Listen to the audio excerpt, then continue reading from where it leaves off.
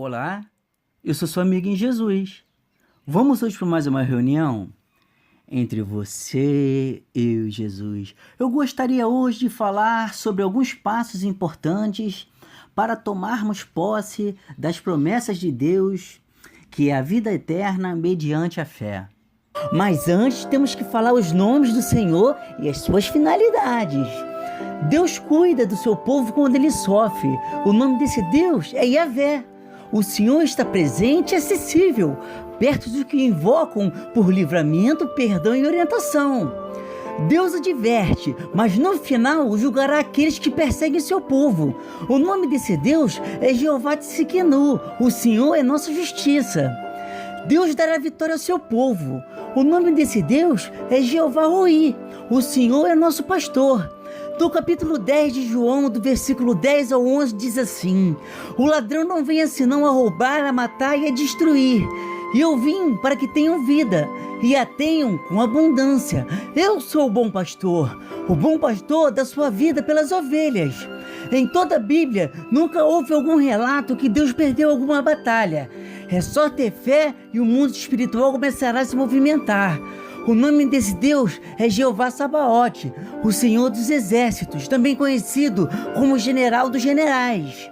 Fiel povo de Deus herdará o seu reino em sua totalidade. O nome desse Deus é Jeová Maquidesh, Senhor que santifica e nos torna santos. E será desta forma que poderemos herdar o reino dos céus. A fé na Bíblia. Em Romanos capítulo 10, versículo 17, diz assim: consequentemente, a fé vem por ser ouvir a mensagem, e a mensagem ouvida mediante a palavra de Cristo. Em 2 Coríntios capítulo 5, versículo 7, diz assim: porque vivemos por fé e não pelo que vemos. Em Efésios capítulo 2, do versículo 8 e 9, dizem assim: pois vocês são salvos pela graça, por meio da fé, e isto não vem de vocês, é dom de Deus, não por obras, para que ninguém se glorie. Em Romanos capítulo 4, versículo 5, diz assim: todavia, aquele que não trabalha, mas confia em Deus, que justifica o ímpio, sua fé lhe é acreditada como justiça. Em Hebreus capítulo 11, versículo 1 diz assim: ora, a fé é a certeza daquilo que esperamos e a prova das coisas que não vemos. Em Mateus 17, versículo 20 diz assim: ele respondeu: por que a fé que vocês têm é pequena? Eu asseguro que, se vocês tiverem a fé do tamanho de um grão de mostarda, poderão dizer a este monte: vá daqui para lá, e ele irá. Nada será impossível para vocês. Em Mateus 21, versículo 21 diz assim: Jesus respondeu: eu asseguro que, se vocês tiverem fé e não duvidarem, poderão fazer não somente o que foi feito à figueira, mas também dizer a este monte: levante-se e se atire no mar, e assim será feito. Em Hebreus 11, versículo 6 diz assim: sem fé é impossível agradar a Deus, pois quem dele se aproxima precisa crer que ele existe e que recompensa aqueles que o buscam. Em Mateus capítulo 15, versículo 28 diz assim: Jesus respondeu: mulher, grande é a sua fé, seja conforme você deseja. E naquele mesmo instante a sua filha foi curada. Em Mateus capítulo 9, versículo 2 diz assim: alguns homens trouxeram-lhe um paralítico deitado em sua maca. Vendo a fé que eles tinham, Jesus disse ao paralítico: tenha bom ânimo, filho, os seus pecados estão perdoados. Em Tito capítulo 1, versículo 2 diz assim: a fé e conhecimento que se fundamentam na esperança da vida eterna a qual Deus, que não mente, prometeu antes dos tempos eternos. Em 1 Pedro, capítulo 1, versículo 9, diz assim: pois vocês estão alcançando o alvo da sua fé, a salvação das suas almas. Em 1 João, capítulo 5, versículo 4, diz assim: o que é nascido de Deus vence o mundo, e esta é a vitória que vence o mundo, a nossa fé.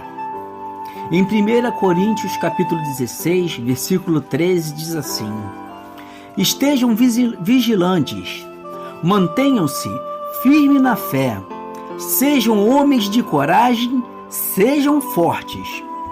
Em 1 Timóteo, capítulo 6, versículo 11, diz assim: você, porém, homem de Deus, fuja de tudo isso e busque a justiça, a piedade, a fé, o amor, a perseverança e a mansidão. Em 1 Pedro, capítulo 5, versículo 9, diz assim: resistam, permanecendo firmes na fé, sabendo que os irmãos que vocês têm em todo o mundo estão passando pelos mesmos sofrimentos.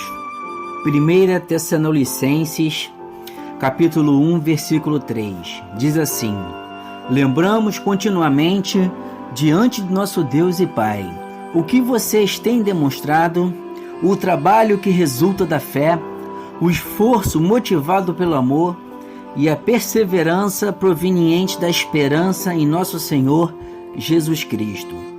Em 1 Coríntios, capítulo 2, versículo 5, diz assim: para que a fé que vocês têm, não sendo baseada na sabedoria humana, mas no poder de Deus. Em 1 Tessalonicenses, capítulo 3, versículo 7, diz assim: por isso, irmãos, em toda a nossa necessidade e tribulação, ficamos animados quando soubemos da sua fé. 2 Timóteo, capítulo 4, versículo 7. Paulo diz: combati o bom combate, terminei a corrida e guardei no meu coração a fé. Em Efésios, capítulo 6, versículo 16, diz assim: além disso, usem o escudo da fé, com o qual vocês poderão apagar todas as setas inflamadas do maligno. Em Gálatas, capítulo 5, versículo 5, pois é mediante o Espírito que nós aguardamos pela fé a justiça, que é a nossa esperança. Em Tiago, capítulo 1, versículo 3, diz assim: pois vocês sabem que a prova da sua fé produz perseverança. Em Gálatas 2, versículo 20, fui crucificado com Cristo. Assim não sou eu quem vive, mas Cristo vive em mim. A vida que agora vivo no corpo, vivo-a pela fé no Filho de Deus, que me amou e se entregou por mim. Em João, capítulo 3, versículo 36, quem crê no Filho tem a vida eterna. Já quem rejeita o Filho não verá a vida, mas a ira de Deus permanece sobre ele.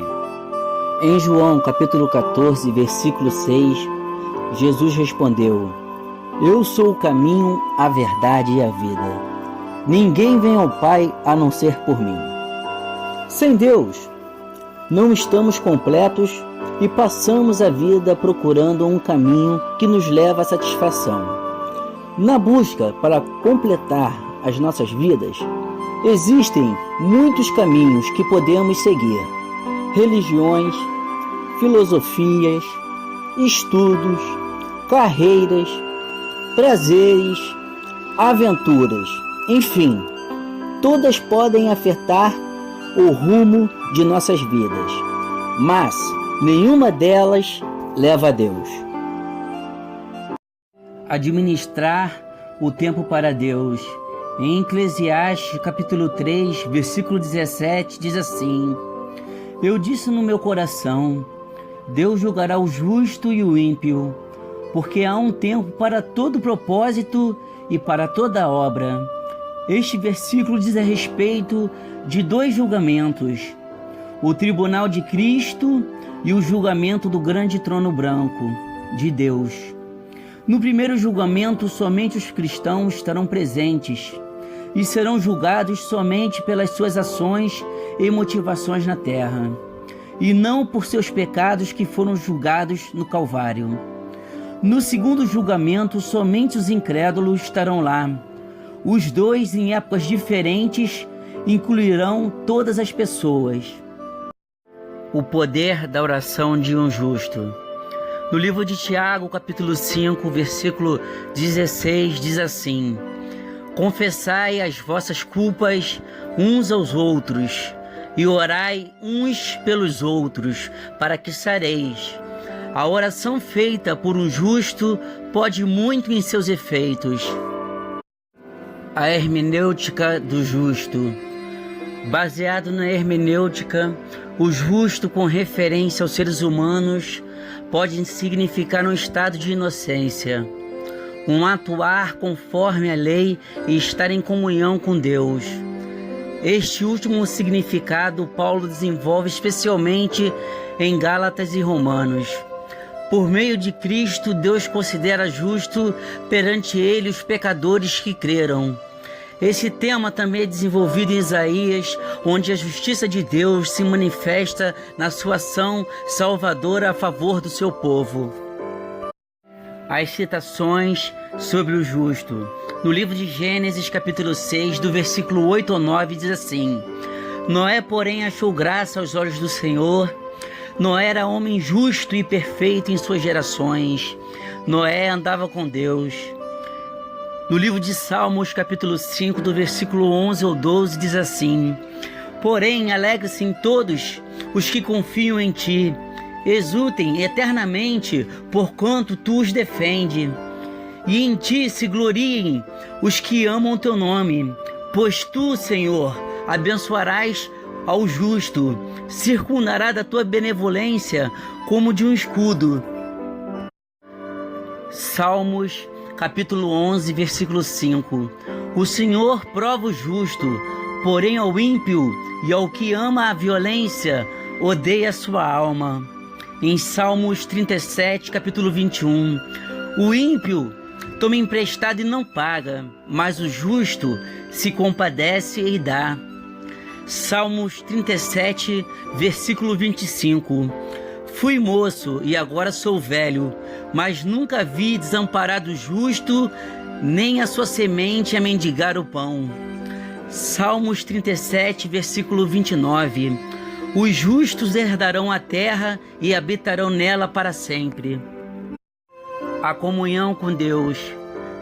No livro de Gênesis, capítulo 2, versículo 15, diz assim: E tomou o Senhor Deus o homem e o pôs no jardim do Éden, para lavrar e o guardar. Em Romanos, capítulo 1, versículo 17, porque nele se descobre a justiça de Deus de fé em fé, como está escrito, mas o justo viverá pela fé. Em Romanos, capítulo 3, versículo 25 ao 26, diz assim: Deus o ofereceu como sacrifício para perdoar mediante a fé pelo seu sangue, demonstrando a sua justiça. Em sua tolerância havia deixado impunes os pecados anteriormente cometidos, mas no presente demonstrou a sua justiça, a fim de ser justo e justificador daquele que tem fé em Jesus. O pedido de um justo. Em Filemão, no capítulo 1, do versículo 8 ao 10, diz assim: Por isso, mesmo tendo em Cristo plena liberdade para mandar que você cumpra o seu dever, prefiro fazer um apelo com base no amor. Na citação com base no amor, aqui revela a maneira como o apóstolo Paulo conduz e a todo cristão quanto a isso.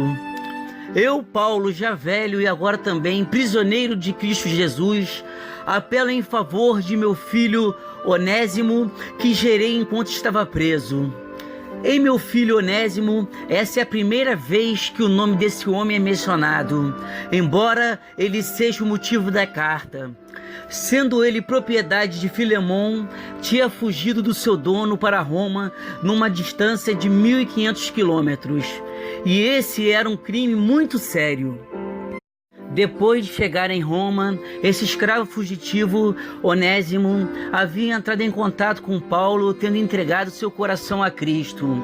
Em Filemon, no primeiro capítulo, do versículo 11 ao 14, diz assim: ele antes era inútil, mas agora é útil, tanto para você quanto para mim.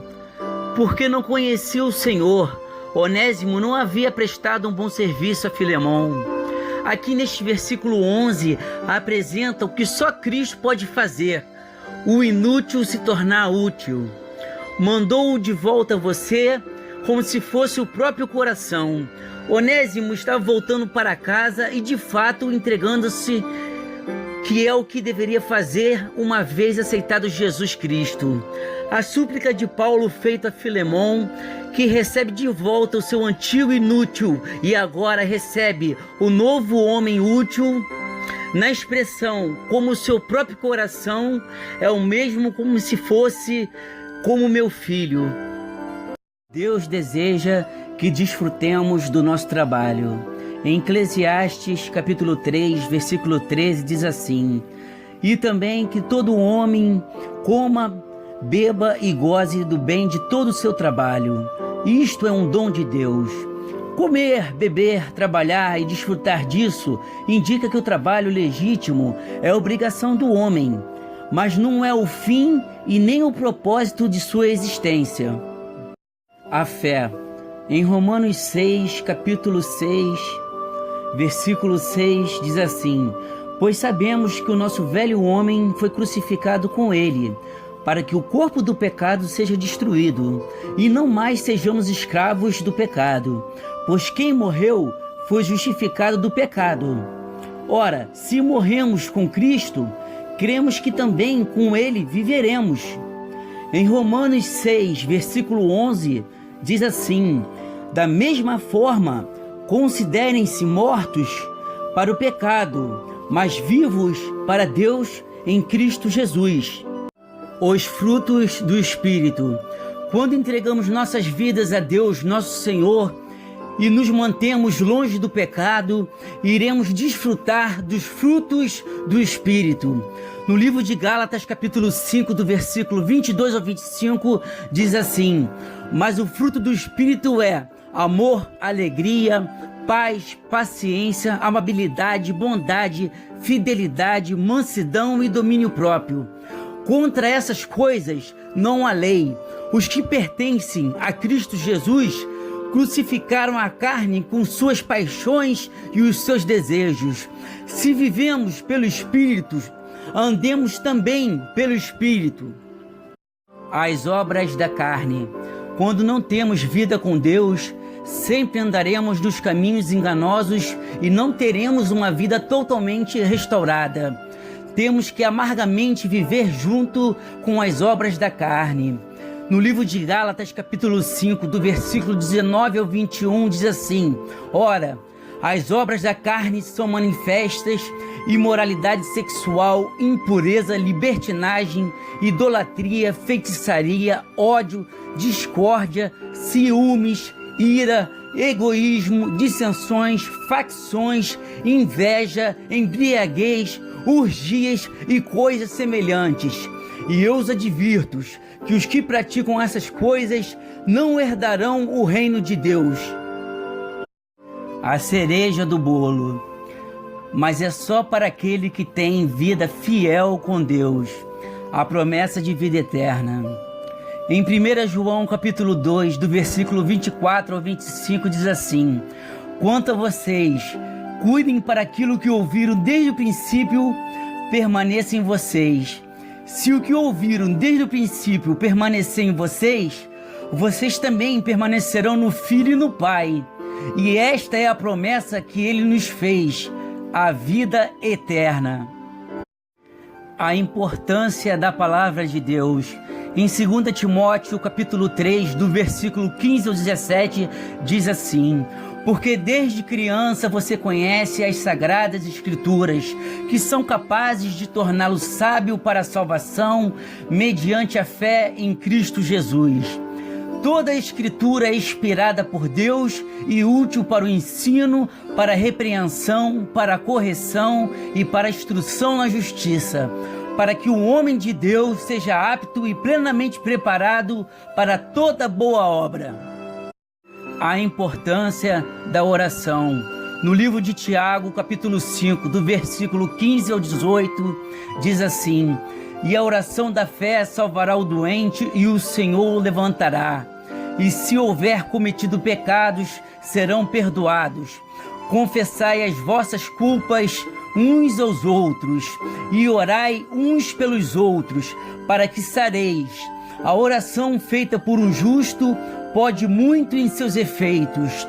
Elias era homem sujeito às mesmas paixões que nós, e orando pediu que não chovesse por 3 anos e 6 meses, e não choveu sobre a terra. E orou outra vez, e o céu deu chuva, e a terra produziu o seu fruto. A oração da fé é simplesmente o fato de Deus ouvir a oração e responder. E na parte, a oração da fé salvará o doente, revela a cruz sendo o meio de tudo, e é o Espírito Santo que efetua isso. A cláusula incondicional, se houver cometido pecados, torna claro que nem toda enfermidade é resultado do pecado, embora alguns sem dúvidas sejam. Sendo o caso, o Senhor tanto curará como perdoará com base na fé.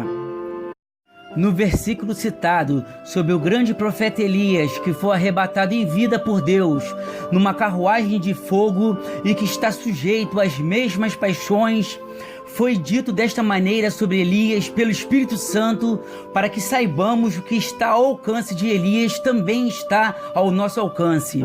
Na parte em que Elias ora para que não chovesse por 3 anos e 6 meses, nos mostra o poder da oração, mas se orarmos segundo a vontade de Deus. O amor de Deus é infinito.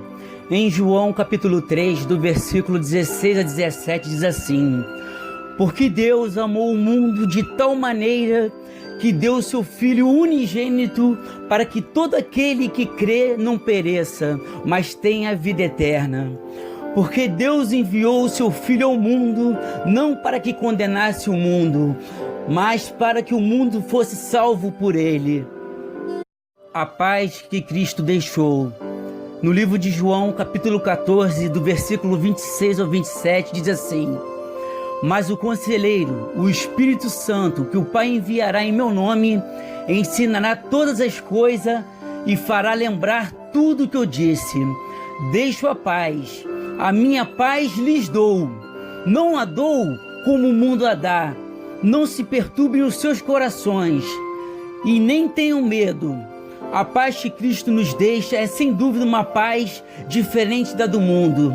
Essa paz demonstra uma paz em meio às guerras, uma paz de domínio próprio quando somos provados, uma paz junto à mansidão, uma paz no perdão, uma paz em meio às tribulações, uma paz quando somos acusados.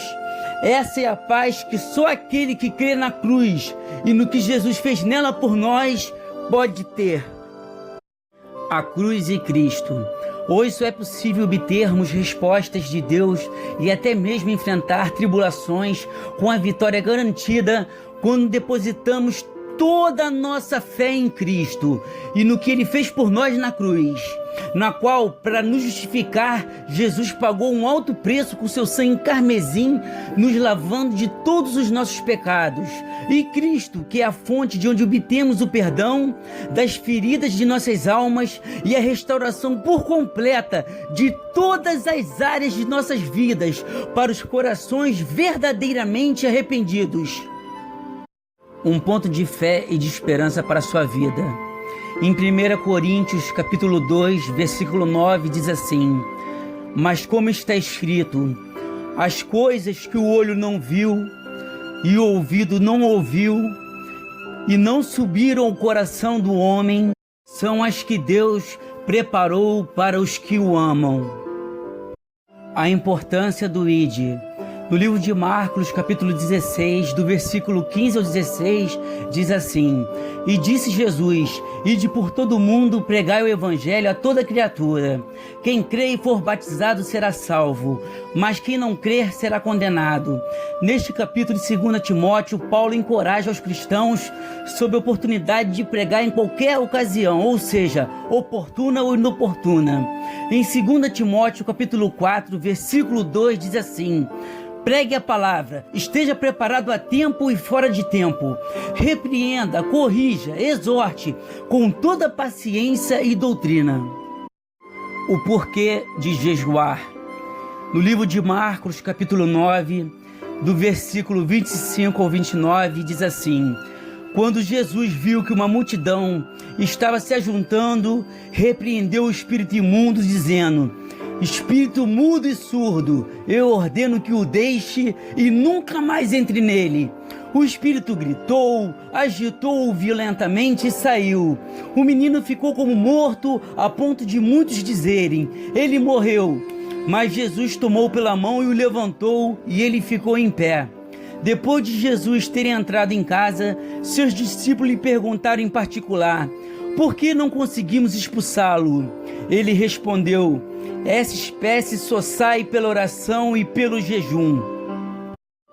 Entendimento eclesiástico para que a nossa fé não morra. Apesar de muitas das vezes no templo praticarmos o ato da boa vizinhança e querermos agradar ao pastor ou ao padre, temos que ter a convicção de que o cordão umbilical deve estar somente ligado na cruz e no que Jesus fez nela por nós. Muitos cristãos se perderam no meio da caminhada por causas que certamente Deus não foi e nunca será o culpado. As pessoas se baseiam nos pecados do homem, que já tem a sua tendência pecaminosa, e praticam seus pecados ocultos, onde Deus não coabita em meio desta situação. Igreja é um lugar de vários degraus, onde cada um, com sua fé e sua obediência ao Senhor, se mantém no caminho da fé e da salvação e avançam degrau por degrau, ao chegar ao ponto do Espírito Santo nos purificar e nos santificar. Então não devemos nos decepcionar e nem permitir que isto nos afaste do amor de Cristo. Voto de fé. Quero agora te convidar a fazer um voto de fé em 4 etapas e veremos como Deus nos ama e é misericordioso. Na primeira etapa, devemos sempre confiar em Deus no que fará ou no que pode fazer. Isso se chama fé e é através dela que poderemos ser salvos. Em Mateus capítulo 26, versículo 41 diz assim: Vigiai e orai, para que não entreis em tentação. Na verdade, o espírito está pronto, mas a carne é fraca. Devemos diariamente ler a palavra, pois é através dela que alimentaremos a nossa fé. Na segunda etapa, nosso Deus é um Deus ciumento. Não pode haver idolatria. E ela pode acontecer de várias formas diferentes. Pelo simples fato de ficar o dia inteiro em redes sociais e não sabermos administrar o tempo para Deus, é um exemplo, entre outros, de idolatria. Na terceira etapa, devemos aceitar a conversão, onde o velho homem morrerá e nasceremos de novo como filhos de Deus através do batismo, e o nosso nome estará escrito no livro da vida, de onde prestaremos contas no dia do juízo final. Então agora o pecado não habita mais em nós, e sim o Espírito Santo. E já sabendo que temos a tendência à natureza pecaminosa, devemos ir para o joelho dobrado e pedir perdão ao Senhor. Sabemos que no início pode parecer difícil, mas ao perseverar e começarmos a ter experiências com Deus, te garanto que nunca mais nos afastaremos dos caminhos do Senhor. Em Romanos, no capítulo 8, versículo 35, diz assim: Quem nos separará do amor de Cristo? Será tribulação? Ou angústia? Ou a perseguição? Ou a fome? Ou a nudez? Ou perigo? Ou espada? Na quarta etapa, se diz sobre a importância de jejuar. Ela pode ser de diversas formas diferentes, não apenas ficar um dia sem comer, porque entendemos que muitas pessoas, por questões de saúde, não podem assumir este tipo de compromisso. Mas podemos, por exemplo, ficar sem acessar redes sociais, deixar de fazer algo que gostemos. Isso também é uma forma de jejuar. Quero agora orar pela sua vida. Abaixe sua cabeça, feche seus olhos, coloque sua mão no seu coração. Permita agora que o Espírito Santo venha visitar o seu coração. Permita agora que o Espírito Santo venha sondar as suas necessidades. Permita que o Espírito Santo, aquele que convence o homem do pecado, possa interceder por você perante a Deus. Oremos então. Pai amado, Pai querido, é na Tua santa presença, meu Senhor, que estamos aqui agora, prostrados aos Seus pés, prostrados aos pés da cruz. Pai amado, Pai querido, que todas essas pessoas que estão ouvindo agora Sua palavra, meu Senhor, que elas possam ser, meu Pai, tratadas, meu Pai, pelo Espírito Santo, aquele que convence o homem do pecado, que elas venham ter a chance, meu Pai, da salvação, que elas possam ter a chance, meu Pai, de Sua promessa, a de vida eterna. Pai amado, Pai querido, se porventura, no meio das provações e tribulações, não conseguirmos olhar por cima dos nossos problemas, que o Senhor, meu Pai, venha em nossa direção e nos dê o refrigério, meu Pai, e o livramento. Deus amado, Deus querido, eu me lembro, meu Pai, quando aquela embarcação com os seus discípulos estava em meio a uma tempestade.